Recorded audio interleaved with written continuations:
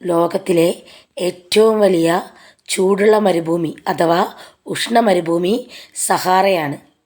അന്റാർട്ടിക്കയിലെയും Arctic പ്രദേശത്തെയും തണുത്ത മരുഭൂമികൾക്ക് ശേഷം ഭൂമിയിലെ ഏറ്റവും കഠിനമായ ചൂടുള്ള മരുഭൂമിയാണ് സഹാറ. ആർട്ടിക്കും അന്റാർട്ടിക്കും ശീതമരുഭൂമികളാണ്.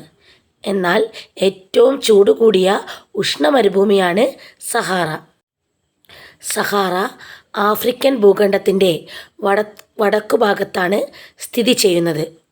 സഹാറയുടെ വിസ്തീർണം ഏകദേശം 9.2 ദശലക്ഷം ചതുരശ്ര കിലോമീറ്ററാണ്. സഹാറയുടെ വിസ്തീർണം ഏകദേശം 9.2 ദശലക്ഷം ചതുരശ്ര കിലോമീറ്ററാണ്.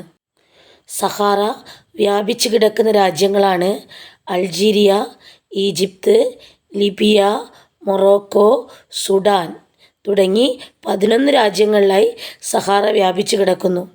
Algeria, Egypt, Libya, Morocco, Sudan തുടങ്ങി 11 രാജ്യങ്ങളിലായി സഹാറ വ്യാപിച്ചു കിടക്കുന്നു.